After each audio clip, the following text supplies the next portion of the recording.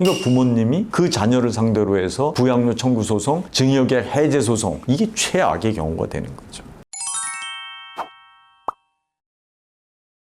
안녕하세요.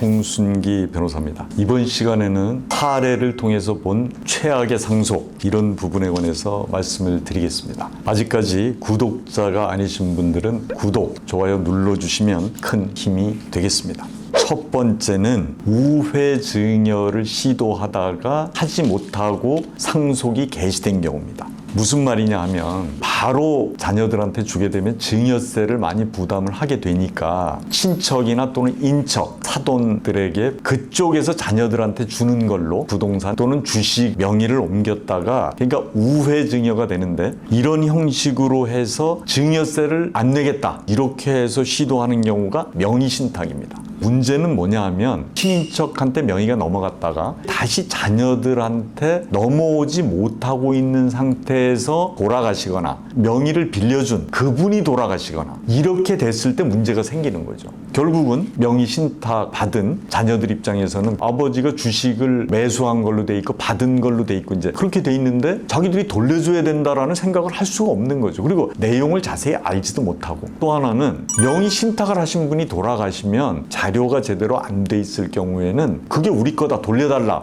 이렇게 할 수가 없다는 거예요. 자료가 없잖아요. 그래서 우회 증여를 시도하다가 끝까지 마무리를 못한 경우에는 소송을 하는 경우가 여러 건이 있습니다. 결국 증여세를 아끼려다가 재산 자체를 남한테 줘버리게 되는 경우가 있거든요. 첫 번째가 하는 최악의 상속입니다. 두 번째는 증여세를 안 내려다가 세무조사나 형사고발을 당하는 경우입니다. 증여를 하게 되면 증여세를 내야 되니까 매매를 가장해서 증여를 하는 거죠. 그때 당시에는 그게 넘어갈 수 있을지 모르지만 이게 매매가 아니고 증여라는 걸 다른 형제들은 알고 있잖아. 그러니까 상속재산 분할이나 이런 소송 과정에서 네가 돈 낸 증거 있냐? 이거 매매 아니다. 다른 형제들이 주장을 하는 거예요. 국세청에서는 이거 증여다 하고 증여세를 부과하는데 가산세에다가 탈루했다고 또 뭐 잘못하면 형사처벌까지 받는 경우도 생깁니다. 또 하나는 현금으로 증여를 하고 증여세를 안 내는 경우가 있죠. 현금이니까 당장은 국세청에서도 알 방법이 없습니다. 근데 이것도 소송 과정에서 나타나는. 또 하나는 부모님 통장에서 인출은 됐는데 간 곳이 없어. 현금으로 주신 거죠. 이런 경우에도 결국 나중에 세무조사를 하게 되면 자녀들이 그때 재산을 취득했다든가 소득원이 뚜렷하지 않은 소득이 생겼다든가 했을 때도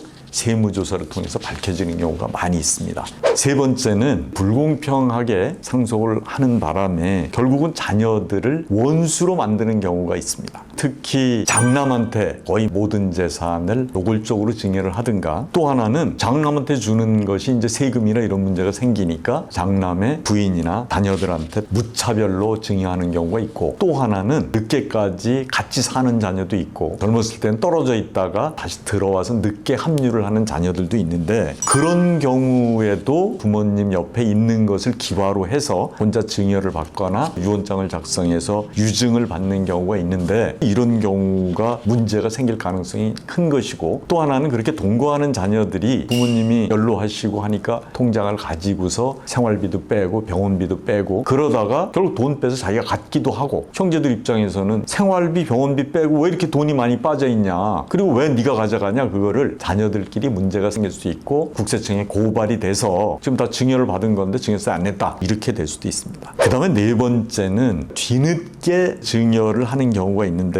이거는 거의 재산의 절반 이상을 세금으로 내야 되는 경우도 있습니다. 제가 늘 말씀을 드리는 건데 저평가된 주식이나 부동산은 빨리 증여를 하는 게 좋다라고 말씀을 드리는데, 이게 늦어지면 가격이 상승이 됐으니까 증여세를 많이 낼 수밖에 없고, 또 하나는 사망하기 10년 이내라고 하면 상속세 합쳐서 다시 계산합니다. 그럼 이중으로 세금을 내야 될 수도 있거든요. 증여세 한 번 내고 그 다음에 상속할 때 상속세에 포함해서 한 번 더 하는데, 물론 증여세는 빼주긴 하지만 가격이 상승이 되고 상속세의 규모가 늘어나면 할증이 되잖아요. 그래서 여러 가지로 손해를 본다 또 하나는 이제 회사 경영권을 물려주는 것도 너무 늦게 물려주는 경우에는 자녀들한테 경영 수업을 시킬 시간이 많이 부족하게 되고 회사를 경영하는데도 문제가 생길 수가 있습니다. 그러니까 뭐 상속인들이 아닌 뭐 손주나 이런 경우에는 5년 이내에 증여를 하게 되면 상속세에 포함이 되는 거고, 자녀들의 경우는 10년 이내에 증여하면 포함이 되는데, 그래서 너무 늦게 하는 증여는 반 이상을 세금으로 내는 문제가 생긴다, 이런 말씀을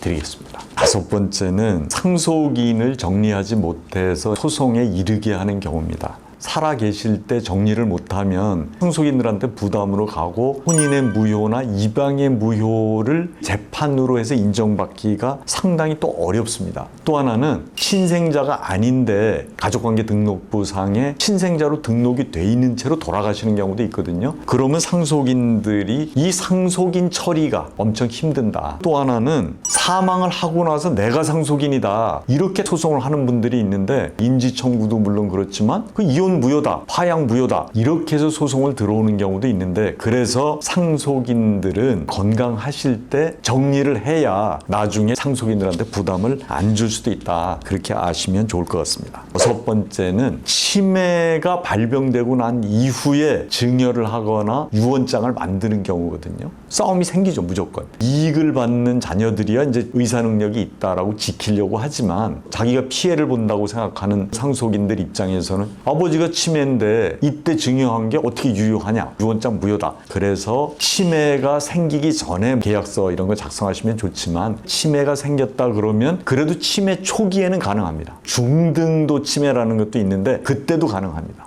이제 마지막으로 자녀들한테 휘둘려서 증여를 했다가 다시 자녀를 상대로 소송을 하는 게 최악의 상속의 경우입니다. 자녀들이 내 사업을 해야 된다, 아버지 어머니를 거의 속이는 경우도 있지만 어머니 아버지를 겁박을 하는 경우도 있는데, 결국은 하나뿐인 재산을 가져가고 그거 날리고 집에 안 찾아오고, 그러니까 부모님이 그 자녀를 상대로 해서 부양료 청구 소송, 증여계 해제 소송, 이게 최악의 경우가 되는 거죠. 이렇게 아시면 될 것 같습니다. 영상이 유익하셨다면 구독, 좋아요 눌러주시면 감사하겠습니다. 다음 시간에는 사례로 본 최고의 상속에 관해서 말씀드리겠습니다. 감사합니다.